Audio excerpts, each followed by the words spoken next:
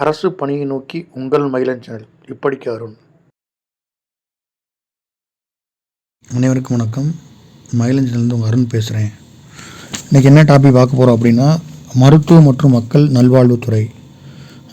மருத்துவம் மற்றும் மக்கள் நல்வாழ்வுத்துறைன்றது ரொம்ப ரொம்ப முக்கியமான டாப்பிக்கு. ஏன்னா சிலபஸ் நிறையா கவர் ஆகும்.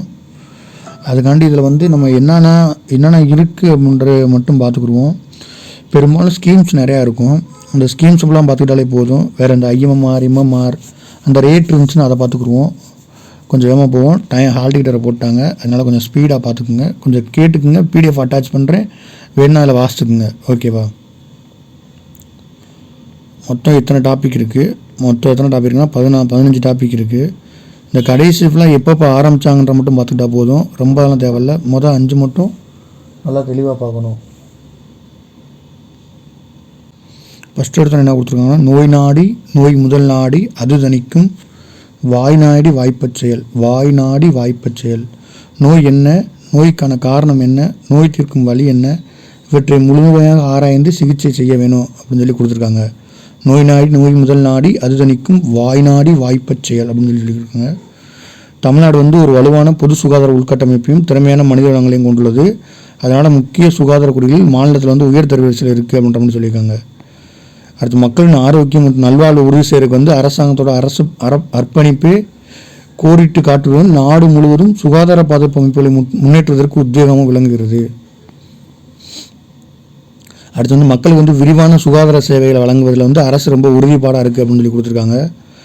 இந்த இதெல்லாம் ரொம்ப முக்கியம். முதலமைச்சரின் விரிவான மருத்துவ காப்பீட்டு திட்டம், இன்னுயிர் காப்போம், நம்மை காக்கும் 48, மக்களை தேடி மருத்துவம் போன்ற சிறப்பு முயற்சிகளை செயல்படுத்துவது குறைந்த வருமானம் யாருக்குன்னா லோ இன்கம்மாக இருக்கவங்களுக்கும், அடுத்து அவங்களும் ஈஸியாக சுகாதார வளர்ச்சியை மேம்படுத்துறதுக்கு ரொம்ப அந்த ஸ்கீம்லாம் யூஸ் ஆகுது. அவங்களுக்கு ஈஸியாக சிகிச்சை கிடச்சிருது.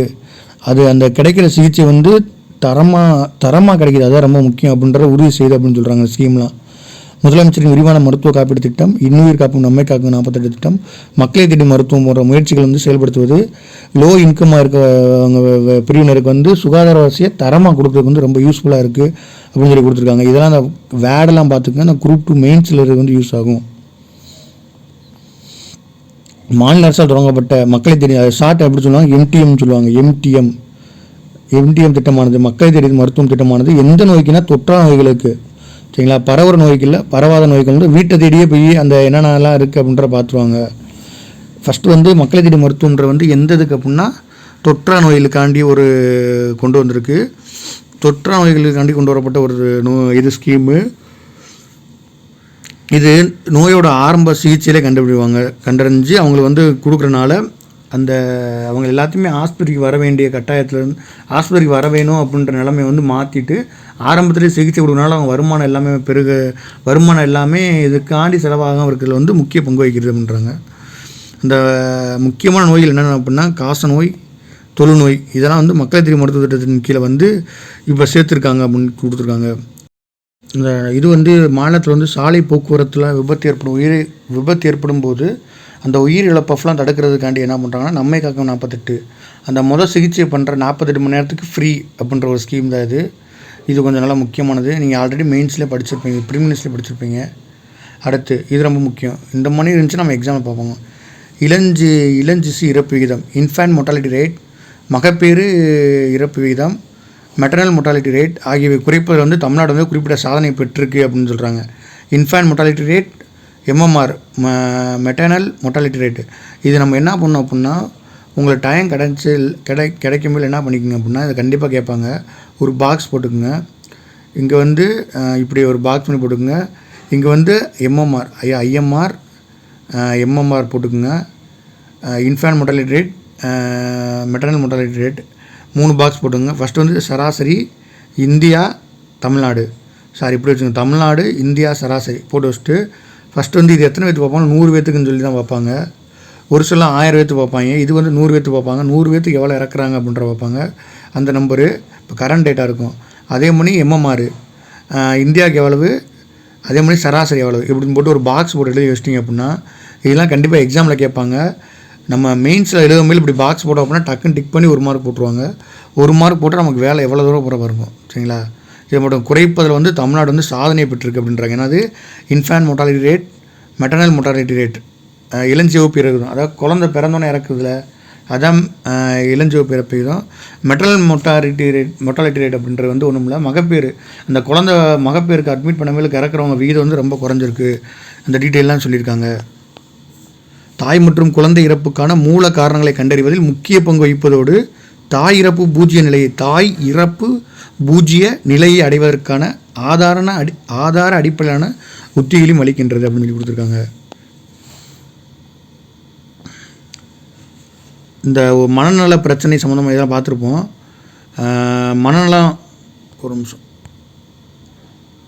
மனநலம் தொடர்பானதுக்காண்டி மனம் என்ற ஒரு முயற்சி ஏற்படுத்திருக்காங்க. உளவியல் சார்ந்த உதவியெல்லாம் வழங்குறாங்க. மனநல பிரச்சனைக்காண்டி மனம் அப்படின்ற ஒரு முன்முயற்சி இருக்குது.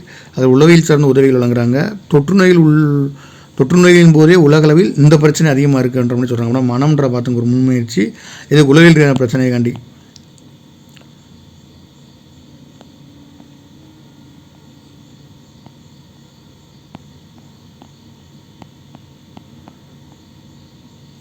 அடுத்து பார்த்துங்க, உயர்தர அறுவை சிகிச்சைகள் உட்பட பல தரப்பட்ட மருத்துவ சிகிச்சைகளை உள்ளடக்கிய முதலமைச்சரின் விரிவான காப்பீடு திட்டமானது தனிநபர் மற்றும் குடும்பங்களின் ஒரு முக்கியமான பாதுகாப்பு வலயமாக செயல்படுத்தி வருகிறது.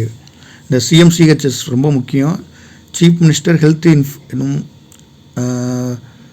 Insurance scheme, chief minister health insurance scheme வரும். முதலமைச்சரின் விரிவான மருத்துவ காப்பீடு திட்டம், இந்த 5 லட்சம் வரைக்கும் நம்ம ஃப்ரீ, அந்த ஃப்ரீ அப்படின்றது 5 லட்சம் வரைக்கும் நம்ம ஃப்ரீயாக வைத்தியம் பார்த்துக்கலாம். இந்த PM ஜன் ஆரோக்கிய யோஜனா அந்த வந்து இப்போ அதில் இணைச்சிட்டாங்க, அதோடு இணைச்சிருக்காங்க அப்படின்னு பார்த்துக்குங்க. ரொம்ப முக்கியம் இதெல்லாம்.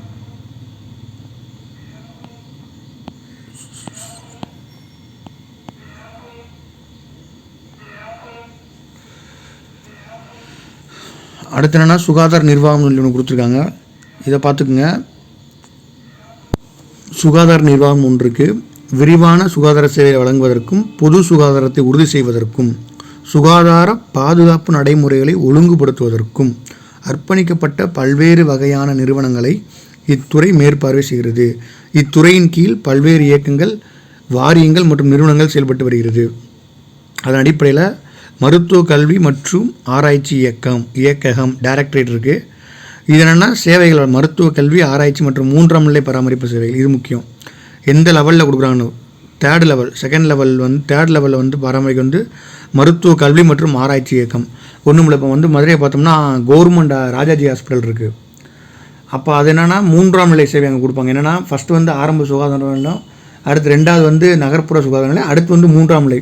இப்போ அந்த 3ஆம் நிலைன்ற மேலே வந்து ஹெவியாக, அதாவது அதிக ஸ்பெஷலிஸ்ட் அந்த மாதிரி சொல்கிறது. இதில் நமக்கு என்ன தேவை அப்படின்னா மருத்துவ கல்வி மற்றும் ஆராய்ச்சி இயக்கம்ன்ற எந்த ஸ்டேஜ் கொடுக்குன்னா 3rd ஸ்டேஜ், 3ஆம் நிலை பராமரிப்பு சேவை வழங்குது.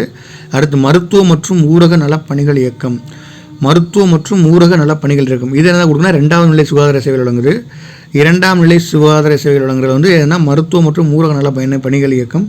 அடுத்து பொது சுகாதாரம் மற்றும் நோய் தடுப்பு இயக்கம், பொது சுகாதாரம் மற்றும் நோய் தடுப்பு மருந்து இயக்கம். இது வந்து ஆரம்ப சுகாதார சேவைகள் வழங்குவதில் முக்கிய பங்கு. இது ஆரம்ப சுகாதார சேவை வழங்குவதில் வந்து முக்கிய பங்கு வகிக்குது. இது பொது சுகாதார முயற்சி வழங்குது, பாதுகாப்பிற்கு பொது சுகாதார முயற்சி வழங்குவதிலையும் இது ரொம்ப முக்கியமான பங்கு இருக்கோம்னா இதை மட்டும் பார்த்துங்க. மருத்துவ கல்வி ஆராய்ச்சி இயக்கம்னா கவர்மெண்ட் ஹாஸ்பிட்டல் வித் மெடிக்கல் காலேஜோடு இருக்கும், அதெல்லாம் 3ஆம் நிலை பராமரிப்பு சேவை. ஊரக நலப்பணிகள் இயக்கம் 2ஆம் நிலை சுகாதார சேவை வழங்குறது வந்து ஊரக நலப்பணிகள் இயக்கம் முக்கிய பங்குது. ஆரம்ப சுகாதாரத்துக்கு வந்து பொது சுகாதாரம் மற்றும் நோய் தடுப்பு மருந்துகள் இயக்கம் வந்து பயன்படுகிறது. அடுத்து இந்திய மருத்துவம் மற்றும் ஹோமியோபதி ஆணையரகம், இது யுனானி, சித்தா இதெல்லாம் வழங்குறது, சுகாதார சேவை மேம்படுத்துது. அடுத்து குடும்ப நல இயக்கம் என்ன பண்ணுதுன்னா தாய் சேய் ஆரோக்கியத்தை மேம்படுத்துறதுக்கும் குடும்ப கட்டுப்பாடு மற்றும் இனப்பெருக்க ஆரோக்கியம் தொடர்பான முயற்சியை செயல்படுத்துவதற்கும் குடும்ப நல இயக்கம் பயன்படுகிறது. உணவு பாதுகாப்பு மற்றும் மருந்து கட்டுப்பாட்டு ஆணையம், இது வந்து உணவு பாதுகாப்பு இதெல்லாம் தேவையில்லை, அதை பார்த்துக்குங்க. அந்த இது ரொம்ப முக்கியம். 1, 2, 3 எது 3rd ஸ்டேஜ், எது 2nd ஸ்டேஜ், எது 1st ஸ்டேஜ் அப்படின்ற ரொம்ப முக்கியம். அடுத்து மருத்துவ பணியாளர் தேர்வு ஆணையம், இது என்ன பண்ணணும், சுகாதார பணிகளை வந்து வெளிப்பட மற்றும் திறமையான முறையில் தேர்வு எக்ஸாம் மூலயமா தேர்வு பண்ணுவாங்க. அடுத்து வந்து பார்த்தோம் அப்படின்னா ஆரம்ப சுகாதார நிறுவனங்கள், ஆரம்ப சுகாதார நிறுவனங்கள் மாநிலத்தில் உள்ள மருத்துவமனைகள் மற்றும் மருந்துகளின் வகைப்பாடு கீழே கொடுக்கப்பட்டுள்ளபடி மக்களின் தேவைகளை பூர்த்தி செய்யும் பல்வேறு வகையான சுகாதார நிறுவனங்களை பிரதிபலிக்கிறது அப்படின்னு சொல்லி கொடுத்துருக்காங்க. மாநிலத்தில் உள்ள மருத்துவமனைகள் மருந்துகளின் வகைப்பாடு கீழே கொடுக்கப்பட்டுள்ளபடி மக்களின் தேவைகளை மக்களோட தேவைகளை எப்படிலாம் மக்களின் தேவைகளை பூர்த்தி செய்கிறதுக்கு பல்வேறு வகையான சுகாதார நிறுவனங்களை பிரதிபலிக்கிறது அப்படின்னு சொல்லி கொடுத்துருக்காங்க. ஃபஸ்ட்டு பார்த்தோம் அப்படின்னா ஆரம்ப சுகாதார நிறுவனங்கள். அதில் அரசு சுகாதார நிறுவனங்கள் ஒன்று இருக்குது. அந்த அரசு சுகாதார நிறுவனங்கள் என்ன பண்ணுது அப்படின்னா நேரடியாக அரசினால் நிர்வகிக்கப்படுகிறது. இப்போ நம்ம ஊருக்கு இல்லை பக்கத்து ஊரை பார்த்தோம்னா பிரைமரி ஹெல்த் சென்டர்னு இருக்கும். அதுவே அர்பன் ஏரியானா அர்பன் ஹெல்த் சென்டர்னு இருக்கும். அந்த மாதிரினா அதெல்லாம் எவ்வளோ மக்கள் தொகை இருந்துச்சுன்னா எவ்வளோ பேர் இருப்பாங்க அப்படின்ற டீட்டெயிலை சொல்கிறக்காண்டி தான் இருந்தது. இது நல்லா பொறுமையாக பார்த்துக்கணும். நம்ம ஏதாவது மெயின்ஸ் எது தேவைப்படுது அப்படின்னா இப்போ மெயின்ஸ் ஏதாவது கேட்குறாங்க சுகாதார கட்டமைப்பு அப்படின்னு சொல்லி கேட்டாங்கன்னா அப்போ இந்த மாதிரி பாயிண்ட்லாம் நம்ம உள்ளே கொடுத்தோம்னா நமக்கு ஈஸியாக மார்க் கிடைக்கும். இது இப்போ தமிழ்நாடு அட்மிஷன் ரிலேட்டடாக சிலபஸ் ஃபுல்லாக மாறிச்சனால இதெல்லாம் ஆரம்ப சுகாதார நிலையில் உள்கட்டமைப்பு சம்மந்தமாக ஆரம்ப சுகாதார நிலையோட மக்களின் எண்ணிக்கைலாம் பொறுத்து விளைவிக்க வாய்ப்பு இருக்குது. அதனால் ஈஸியாக பார்த்துக்குங்க. ஃபஸ்ட்டு பார்த்தோம் அப்படின்னா துணை சுகாதார நிலையங்கள் ஒன்று இருக்குது. என்ன இருக்குது? துணை சுகாதார நிலையங்கள். சமவெளி பகுதியில் 5000 பேருக்கும், ஹீல்ஸ் ஏரியா மலைப்பாங்கான பகுதியில் 3000 பேருக்கு ஆரம்ப சுகாதார சேவைகளை வழங்குது. இதுனா துணை சுகாதார நிலையங்கள். அடுத்து பார்த்தோம் அப்படின்னா ஆரம்ப சுகாதார நிலையங்கள். ஃபஸ்ட்டு துணை சுகாதார நிலையங்கள், அடுத்து ஆரம்ப சுகாதார நிலையங்கள். இது என்ன பண்ணுது அப்படின்னா பிரைமரி ஹெல்த் சென்டர்னு சொல்லுவாங்க. இது சமவெளி பகுதியில் 30,000 பேருக்கும், மலைப்பகுதியில் 20,000 பேருக்கும். ஃபஸ்ட்டு 5000, 3000 துணை சுகாதார நிலையம். இது 30,000, 20,000. இந்த இதை பார்த்தீங்க அப்படின்னா முதன்மை சுகாதார சேவை வழங்குகிறது. முதன்மை மற்றும் சுகாதார சேவை ஒரு நிமிஷம் முதன்மை சுகாதார சேவைகளை வழங்குகின்றது. இது 2ஆம் நிலை மற்றும் 3ஆம் நிலைகளுக்கான பரிந்துரை மையங்களாக செயல்படுகிறது. இப்போ ரொம்ப இதாக இருந்துச்சுன்னா இங்கே ரெக்கமெண்ட் பண்ணி பெரியாஸ்பத்திரி கூட்டு போங்கன்னு சொல்லுவாங்களே அந்த மணி இது பார்த்துங்க. இந்த ஆரம்ப சுகாதார நிலையம் தான் என்ன பண்ணிக்கணும்னா முதன்மை சுகாதார நிலையம். அங்கே ஏற்கனவே பார்த்தோம் 3 என்ன பார்த்தோம், அந்த மருத்துவ ஆராய்ச்சி மற்றும் கல்வி இயக்கம் பார்த்தோம். 2 என்ன பார்த்தோம் அப்படின்னா அந்த ஊரக நல பணிகள் இயக்கம் பார்த்தோம். ஆனால் ஃபஸ்ட்டு என்னென்னா ஆரம்ப சுகாதார நிலையம் எத்தனை பேருன்னு பார்த்துங்க, என்ன சேவை வழங்குங்க, முதன்மை சுகாதார சேவை வழங்குது. அடுத்து நகர்ப்புற ஆரம்ப சுகாதார நிலையங்கள், அர்பன் பிரைமரி ஹெல்த் சென்டர்ஸ். இது சென்னை உள்ள மாநகராட்சி பகுதியில் மட்டும் அமைஞ்சிருக்கும் அப்படின்னு சொல்லி கொடுக்குறாங்க. அடுத்து மாவட்ட தலைமை மருத்துவமனைகள் மற்றும் மட்டம் சாரா மருத்துவமனைகள். இது என்னென்னா 2ஆம் நிலை சுகாதார சேவை வழங்குது. மாவட்ட தலைமை மருத்துவமனைகள் மற்றும் வட்டம் சாரா மருத்துவமனைகள் 2ஆம் நிலை சுகாதார சேவை வழங்குறது இந்த மாவட்ட தலைமை மற்றும் மருத்துவமனைகள் செயல்படுது அப்படின்னு சொல்லி கொடுத்துருக்காங்க. அரசு மருத்துவக் கல்லூரியுடன் இணைக்கப்பட்ட மருத்துவமனைகள் 3ஆம் நிலை மற்றும் சிறப்பு சுகாதார சேவை வழங்குறது முக்கிய பங்கு வகிக்குது. லைட்டாக ரொம்ப ரிவிஷன் பண்ணிக்கிறோம். ரொம்ப முக்கியமானது இதுதான் முக்கியம். துணை சுகாதார நிலையங்கள் எத்தனை பேர் இருந்தால் 5000 பேர் இருந்தால் ஒரு துணை சுகாதார நிலையமும், சமவெளி பகுதியில் 3000 பேர் இருந்தால் மலைப்பாங்கனத்தில் ஒரு சுகாதார நிலையம் இருக்கணும். அடுத்து ஆரம்ப சுகாதார நிலையங்கள் பிரைமரி ஹெல்த் சென்டர் 30,000 பேர் இருந்தால் சமவெளி பகுதியிலையும், 20,000 பேர் இருந்தால் மலைப்பகுதியில் இருக்கணும். இது எந்த இதை கொடுக்குது அப்படின்னா முதன்மை சுகாதார சேவையில் வழங்குது.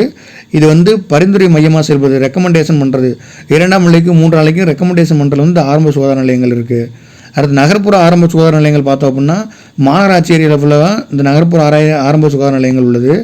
அடுத்து மாவட்ட தலைமை மருத்துவமனைகள் மற்றும் வட்டம் சாரா மருத்துவமனைகள் என்னென்னா 2ஆம் நிலை சுகாதார சேவை வழங்குது. 3ஆம் நிலை சுகாதார சேவைகளை யார் வழங்குறா அப்படின்னா அரசு மருத்துவக் கல்லூரியுடன் இணைக்கப்பட்டுள்ள மருத்துவமனைகள். இதெல்லாம் 3ஆம் நிலை மற்றும் சிறப்பு சுகாதார சேவை வழங்குவதில் முக்கிய பங்கு வகிக்குது. இந்த இதை மட்டும் பார்த்துங்க. தமிழ்நாட்டில் உள்ள அரசு மருத்துவமனை சுகாதார வசதிகள். தமிழ்நாட்டில் உள்ள அரசு மருத்துவமனை சுகாதார வசதிகள் கொடுத்துருக்காங்க. இதில் பாருங்களேன், அரசு மருத்துவக் கல்லூரியின் எண்ணிக்கை எவ்வளோ இருக்குன்னா 36 இருக்குது. மொத்தம் மாவட்டம் 38, 2 மட்டும் கழிச்சு 36. அரசு மருத்துவக் கல்லூரியின் இணைந்த மருத்துவமனைகள் எத்தனை அப்படின்னா 62. இந்த 62 என்ன பண்ணுவாங்க அப்படின்னா தேர்டு லெவல் சிகிச்சை கொடுப்பாங்க, சிறந்த சுகாதார சேவை சிகிச்சை கொடுப்பாங்க. அடுத்து ஆரம்ப சுகாதார அப்படின்னா தமிழ்நாட்டில் உள்ள மொத்த அரசு மருத்துவக் கல்லூரி மருத்துவமனை எத்தனைனா 36 இருக்குது. அரசு மருத்துவக் கல்லூரியுடன் இணைந்த மருத்துவமனைகள் எத்தனைனா 62 இருக்குது.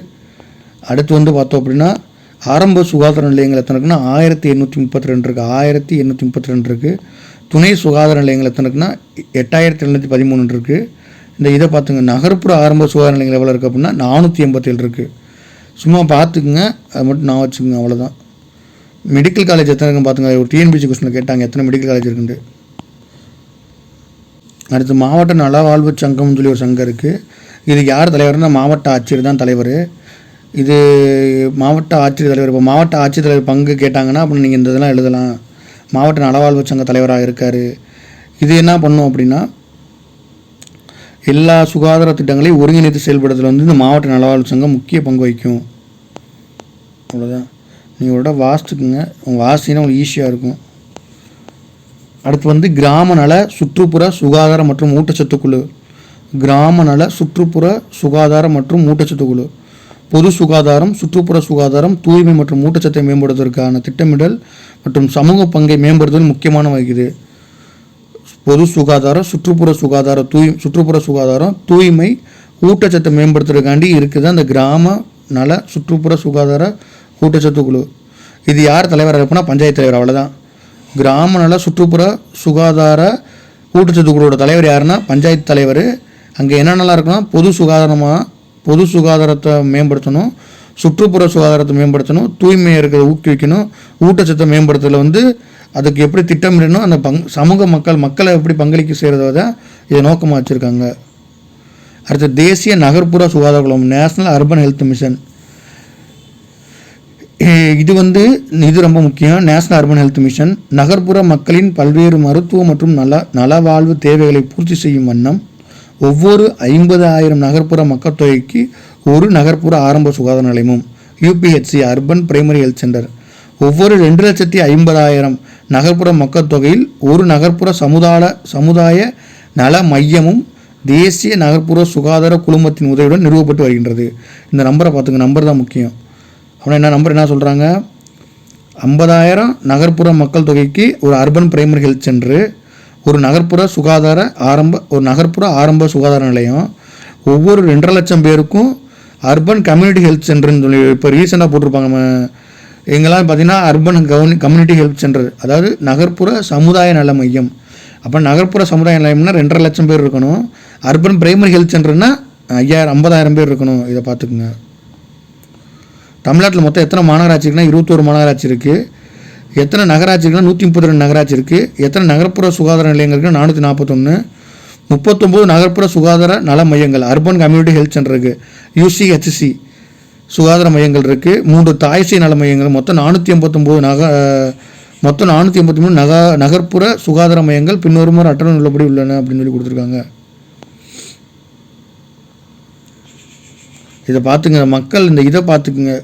எவ்வளோ 50,000 அப்படின்னா ஒரு அர்பன் பிரைமரி ஹெல்த் சென்டரு, 2.5 லட்சம் அப்படின்னா நகர்ப்புற சமுதாய மையம். அதே அங்கே பார்த்தோம் அப்படின்னா 30,000 இருந்தால் ஒரு பிரைமரி ஹெல்த் சென்டரு, அது 20,000 இருந்தால் மலைப்பான பகுதியில், அங்கே 5,000 3,000 5,000 இருந்துச்சுன்னா அந்த ஆரம்ப சுகாதார நிலையம், 3,000 இருந்துச்சு மலைப்பங்கில் வந்து 3,000.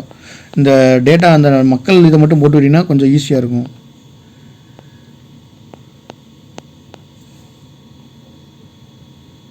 இது ரொம்ப முக்கியம்.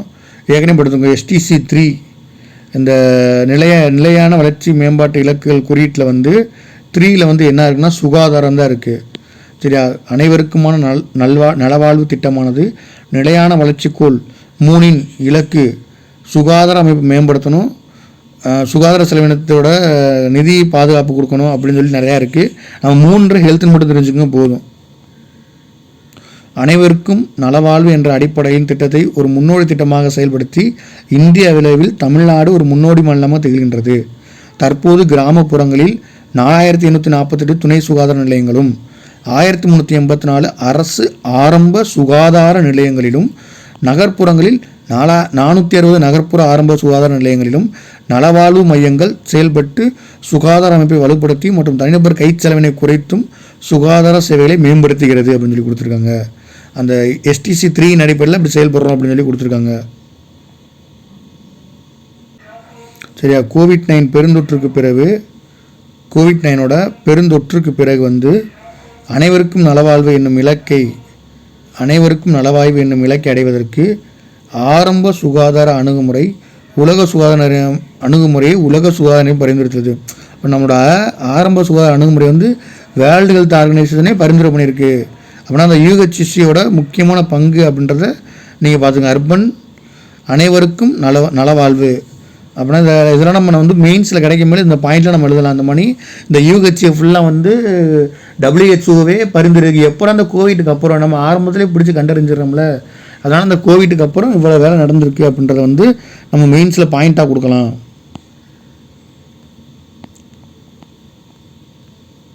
அடுத்து இது ரொம்ப முக்கியம், இந்த மகப்பேறு நலம். இந்த மகப்பேறு நலம் சம்மந்தமான இந்த மந்திரி யோஜனா, பிரதான் மந்திரி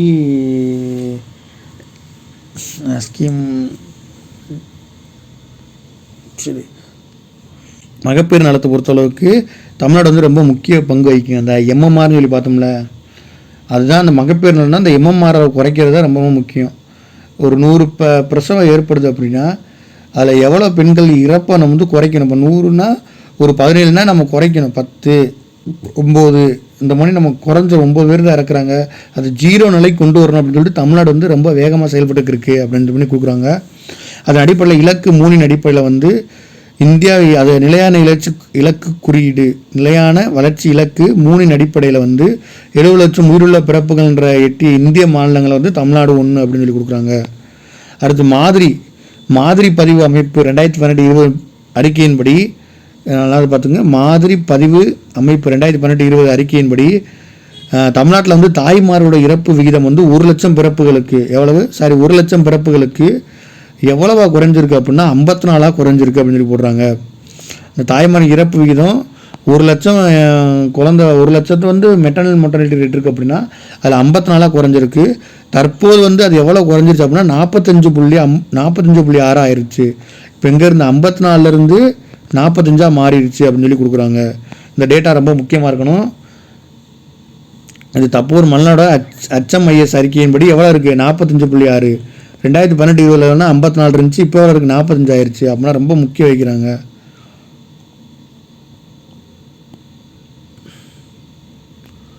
சுகாதார தகவல் மேலாண்மை அமைப்பு அறிக்கையின்படி HMS health management information health management ஏதோ சிஸ்டம்னு வரும். சுகாதார தகவல் மேலாண்மை அமைப்பு அறிக்கையின்படி 23-24 படி 7 புள்ளிகள் குறைந்து 45.6 என வெகுவாக குறைந்துள்ளது. தமிழ்நாடு அரசு மேற்கொண்ட முயற்சியின் காரணமாக மகப்பேறு இறப்பு விகிதம் கணிசமாக குறைந்துள்ளது. 18-20 எவ்வளோ இருந்துச்சு அப்படின்னா 54 இருந்துச்சு. இப்போ 23-24 ஆயிடுச்சு, 45.6 ஆயிடுச்சு. இது ரொம்ப முக்கியம். அதே மாதிரி இன்ஸ்டிடியூஷனல் பெர்த் வந்து அதிகமாகிடுச்சு. அதாவது நிறுவனங்களில் வந்து பிறப்பு விகிதத்தை வந்து அதிகரிக்கணும், வீட்டில் யாரும் பார்க்கக்கூடாது, வீட்டில் பார்த்தா தான் அந்த இறப்பு விகிதம் அதிகரிக்கும் அப்படின்றதெல்லாம் மக்களுக்கு வந்து விழிப்புணர்வு ஏற்படுத்தி அதன் அடிப்படையில் வந்து இது ஒரு காரணம். இந்த இறப்பு விகிதம் மகப்பேறு இறப்பு விகிதம் குறையிற வந்து இதுவும் ஒரு காரணமாக இருக்குது. தமிழ்நாடு மகப்பேறு நலனில் முக்கிய குறியீடுகளான 98% மகப்பேறு பதிவுகள் கர்ப்பகாலத்தின் முதல் 3 மாதங்களில் செய்யப்படுதல். கர்ப்பகாலத்தின் முதல் 3 மாதங்களில் செய்யப்படுதல். 96% கர்ப்பிணி தாய்மார்கள் 4 மற்றும் அதற்கு மேற்பட்ட கர்ப்பகால பராமரிப்பு சேவைகளை பெறுதல். 99.99% பிரசவங்கள் மருத்துவமனையில் நிகழ்ந்து. இதான் இன்ஸ்டிடியூஷனல் இது சொல்லுவாங்க, மருத்துவமனையில் வந்து பிரசவம் பார்க்கணும். அதான் இதனால தான் அந்த இது குறைஞ்சிருக்கு அப்படின்னு சொல்கிறாங்க. இன்ஸ்டிடியூஷனல்னால தான் குறைஞ்சிருக்கு. ரொம்ப முக்கியமானது. 99% பேர் எங்கன்னா ஹாஸ்பிட்டலில் தான் போய் குழந்தை பெற்றுக்கிறாங்க, வீட்லேயோ எங்கேயோலாம் அதெல்லாம் நடக்கிறதில்ல.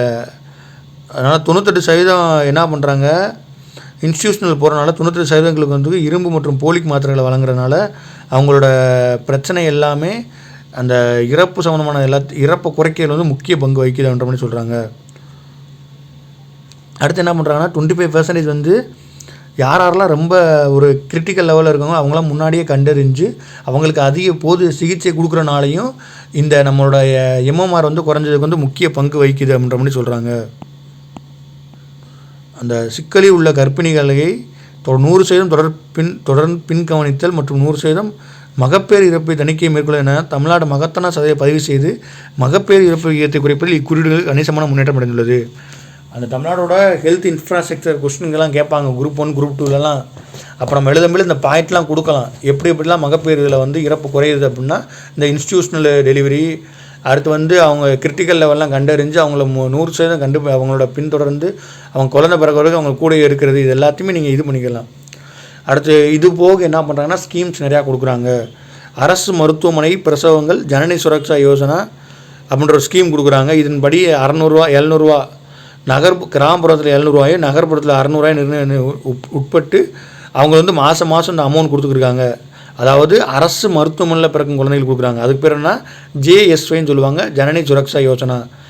அரசு மருத்துவமனையில் குழந்தை பிறந்தால் அதுக்கு ஜனனி சுரக்ஷா யோஜனா ஸ்கீம் கீழே காசு கொடுப்பாங்க.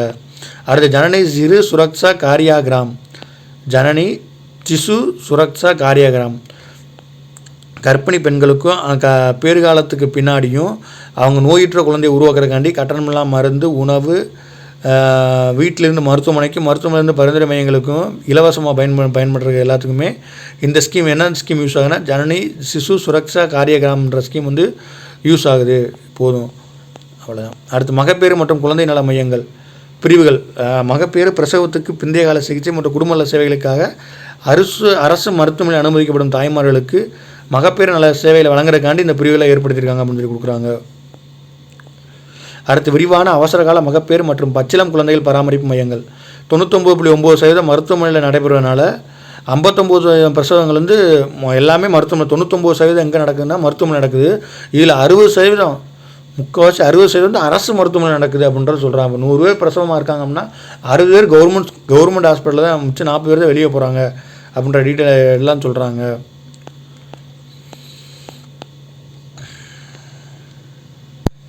அடுத்து சுமன் ஒரு ஸ்கீம் இருக்குது. இந்த சுமன் அப்படின்ற ஸ்கீம், அந்த ஸ்கீம் மட்டும் பார்த்துங்க. சுமன் அப்படின்ற என்னென்னா, சுமன் அப்படின்னா சுரக்ஷித்